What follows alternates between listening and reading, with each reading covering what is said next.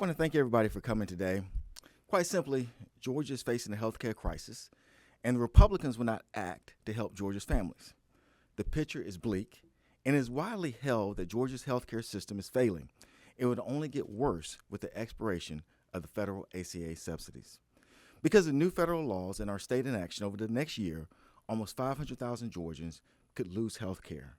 Over the next decade, we could lose over 33,000 jobs and billions lost in healthcare revenue and additional billions in uncompensated care. Yet Georgia Republicans refuse to act. In fact, they march blindly and willingly off of this cliff. But the numbers do not tell the personal story that so many of our Georgia families are actually facing. Many Georgians will see their insurance premiums double or even triple. When we talk about job loss, that means people's ability to take care of their families is lost. This is not about politics to these people. It is about survival.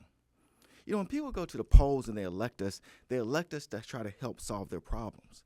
When people of this state voted for President Trump and Republicans, they were trusting that they would address issues impacting their families and especially the health care affordability crisis. Yet the president, instead of addressing the affordability crisis, says that the use of the term is actually a con job. You see, the Republicans, to them, affordability is simply a political buzzword. But to Democrats, we understand that is a term that properly encompasses folks' concern about rising healthcare costs, education costs, and even housing costs. Affordability is not a con job. The con job is the one that's been laid on the people of Georgia by the Republicans that they would promise to do something about these issues. Not only do Republicans refuse to act, they actively ignore legislation that will bring solutions to these problems. Concerning this health care crisis, Democrats led by former Senator Jason Esteves introduced SB 192 because this caucus realized the very possibility that President Trump and Congress, in the name of politics, would refuse to help people and allow the subsidies to expire. Senator Esteves, along with this caucus, is providing solutions to help the people of the state. And so SB 192 was one of those solutions. Make no mistake, over the next few months, in these hallways and around this state, we're going to be laser focused on showing the people of this state which part is about finding solutions and which part is about politics. And one of the leaders of our state who will help us find solutions, as he did with the SB 192, is Senator Jason Esteves. And with that, I'll give it to Senator Jason Esteves. Thank you. Thank you so much, Leader, and thank you to the Gregorys, who I'll introduce in a second, for being here this morning. And to my former colleagues in the state Senate, thank you for continuing to fight to protect and expand access to health care in this state. My name is Jason Esteves, and I am proud to be working across this state to change leadership because Georgians deserve better than the leadership that we are seeing here today. As a former educator, as someone who's on the Atlanta Public Schools Board of Education, as a former state senator, but more importantly, as the husband of a wife who's a nurse practitioner and owns an urgent care in Metro Atlanta, I've seen the impacts of this failure in leadership firsthand. I've seen what happens when Republicans refuse to act on expanding access to health care and what that means for families across this state. And now in just a few weeks, millions of Georgians are on the verge of either losing access to the health insurance that they need or seeing their premiums skyrocket, premiums that were already unaffordable. Why is that? Because Donald Trump and his cheerleaders have failed to act and extend the subsidies that so many people rely on. Over 1.5 million Georgians benefit from those subsidies today, and they are at risk of losing it because of the failure of Republicans to act. So let's talk about what that exactly means. That means that parents who are going to be unable to get health insurance, even though they're working 2 to 3 jobs each just to stay afloat. It means families are forced to choose between life-saving medical care and putting food on the table or roof over their head. In a state where 15 to 20% of Georgians have billions of dollars in medical debt already, folks can't afford to lose their health insurance. Not only that, small business owners like my wife and I are going to be unable to pay for their employees' health insurance. We knew that this crisis would happen long before today. That's why I authored SB 192, the Georgia Health Insurance Affordability and Consumer Protection Act. This legislation would fill in the gaps in coverage when federal benefits expire at the end of the month.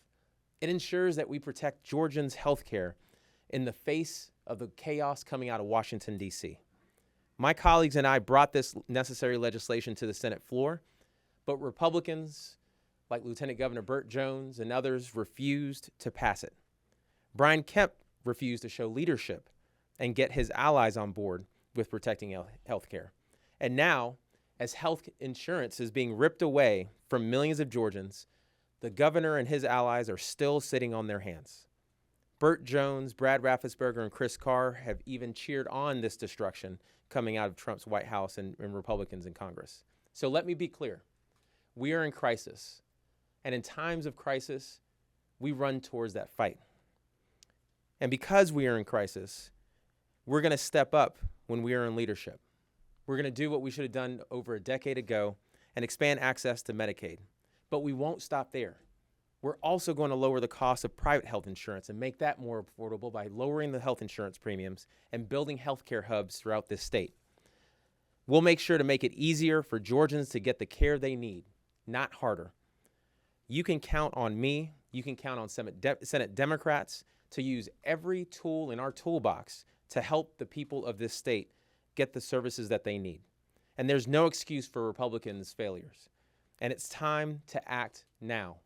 So we are calling on Brian Kemp and state Republican leaders to protect health care now, pass SB 192 next session, and use the state's resources, over $14.9 billion sitting in a bank account, to ensure that Georgians aren't left out in the cold.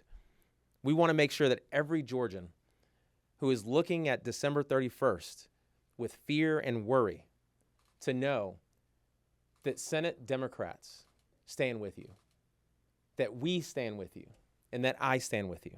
And here's my commitment to you. I will always put your health first. It's what I've done my entire career, and it's what I'll continue to do as a leader in this state. No matter what attacks Trump and Republicans throw our way, we'll fight for you. Now I'd like to introduce Kiana and Randy Gregory and their mother, Marilyn. Marilyn and Randy Gregory will be speaking to discuss how their families are being impacted by the lack of leadership Republicans have shown and by the expiring healthcare subsidies in the state. Thank you.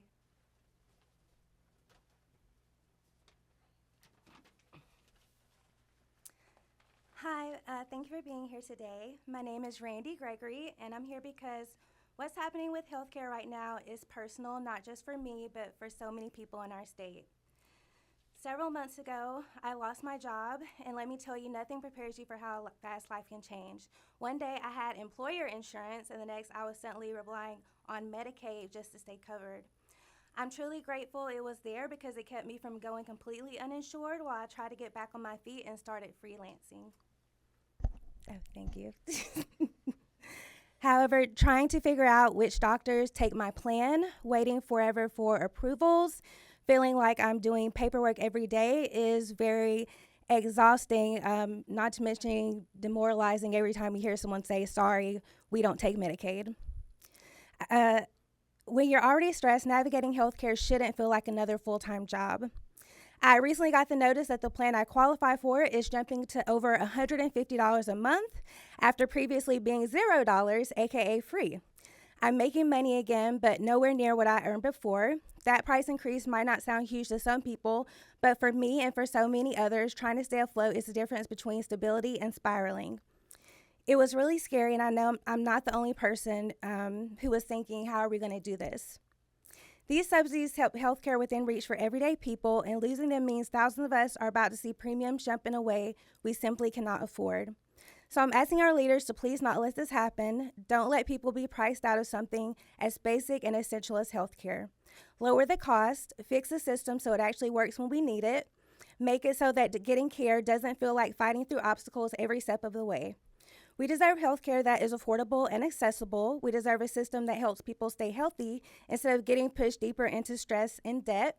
And we just simply deserve better. And that is why I'm so happy to be supporting former Senator Jason Esteves in his run for governor. Thank you.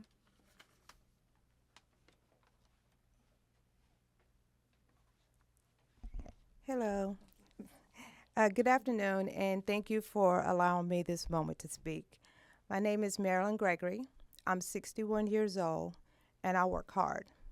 And like so many Americans, I live on a modest income.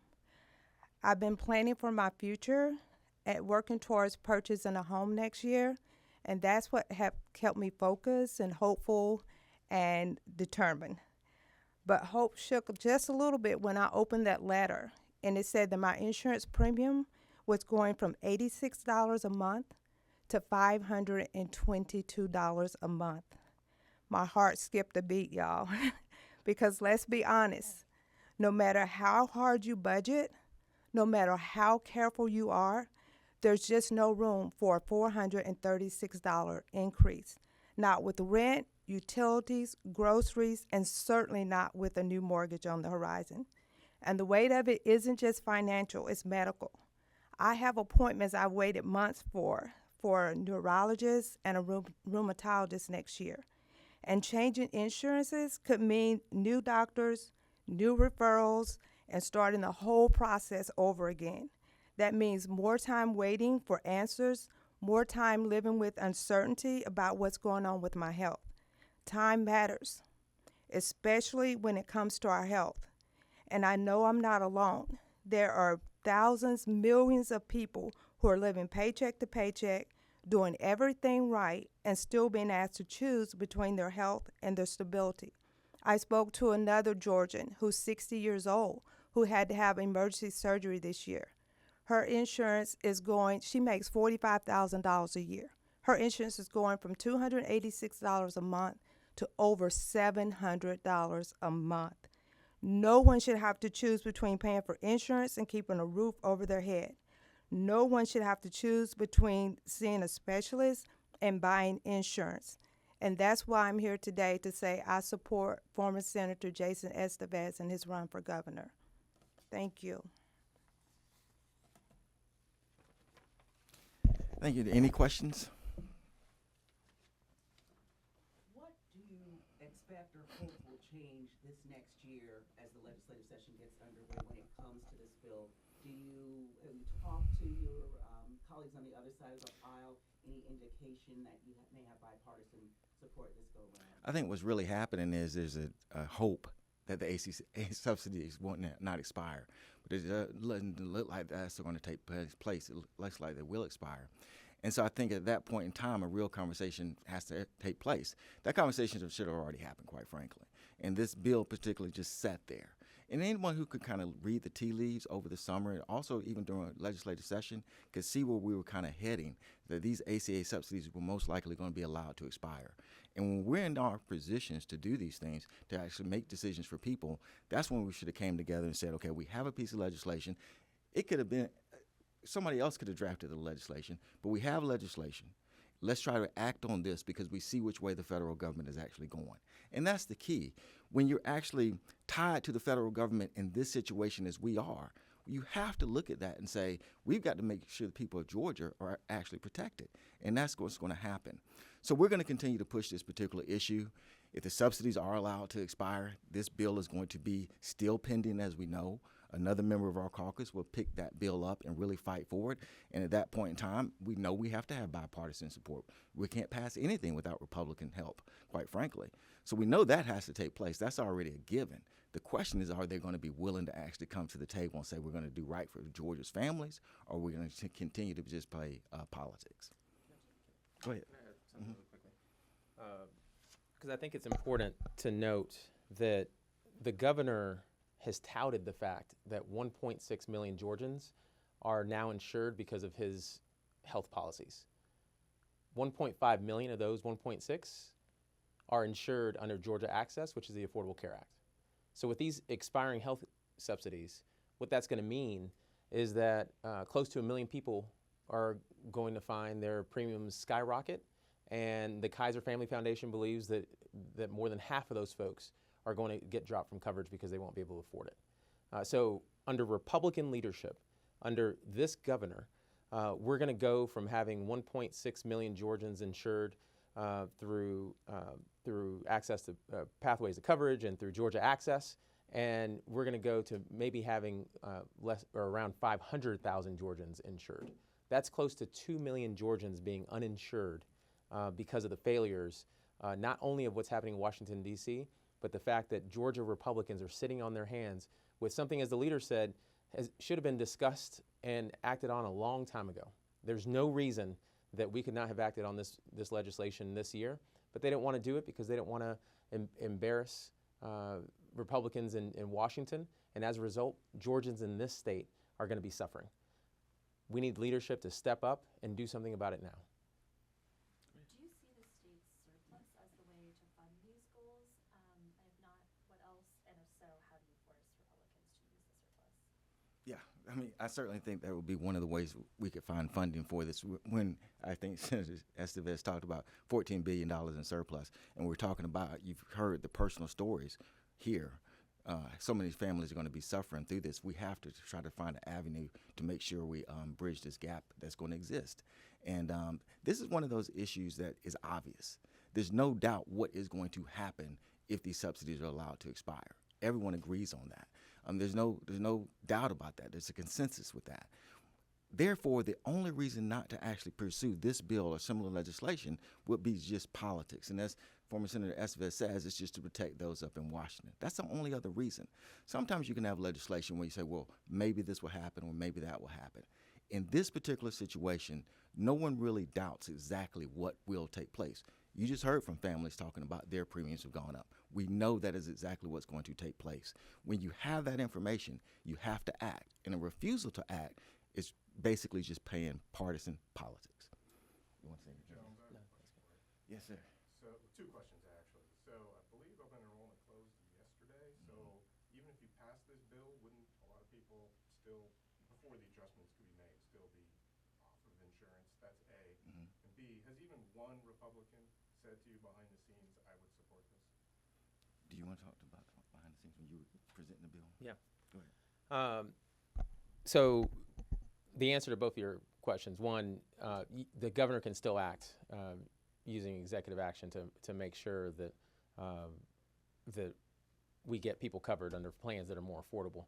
And to your point, price increases have already been filed with departments all across the country, so there's a lot of support that would be needed. But Georgia has the tools that it needs to make sure, especially those who are covered through Georgia Access, to make sure that those insurance premiums are subsidized. It just takes the governor and legislative leaders stepping up to the plate and making sure that Georgians get covered. Behind the scenes, Republicans know that health care is in crisis in this state. They know that we should have expanded Medicaid over a decade ago. They know that Georgia Access needs a lot more support. They also know that Pathways to Coverage has been a complete failure by spending $100 million on a plan that covers less than 10,000 people in this state. And they also know that we have to do something about all of those things. So what we need are leaders that are going to step up and actually get something done by putting Georgians first and ignoring and not getting distracted by what's happening in Washington, D.C. Has a fiscal note been prepared for this bill? That was part of your bill. Yeah. The fiscal note has not been prepared for this bill, no. Do you have a reasonable estimate of its cost? Well, this bill in particular would have started with a pilot program, so it would have been very limited and would have cost under $100 million. How many would have insured under $100 million? We didn't do a fiscal note. It was just an estimate. Yeah. So part of the legislation, and I want to get back to one of your questions too. Number one, when you're asking about the already closing, it's a subsidy, which means you actually can help people even if it actually is closed. That's what the government would actually be doing. Then secondly, as far as like behind the scenes, let's say you even talk about in front of the scenes. This bill didn't even get a hearing, actually, and that is very important. So not only behind the scenes we not really heard, but also openly it did not even get a hearing. And so also part of this particular legislation, make note, please part of this legislation was that we would actually look at this legislation from a fiscal standpoint, but it had to get passed first. But I do think the initial estimate about $100 million, which would help as far as being a subsidy is concerned, to actually lower the cost. That's going to be the key thing, because it's a subsidy, so you're actually helping somebody as far as the premium may go up, but you're actually helping them actually be able to pay that. That's the key thing. So, but I think the key is when a bill like this doesn't even get a meaningful hearing, I think that is extremely key.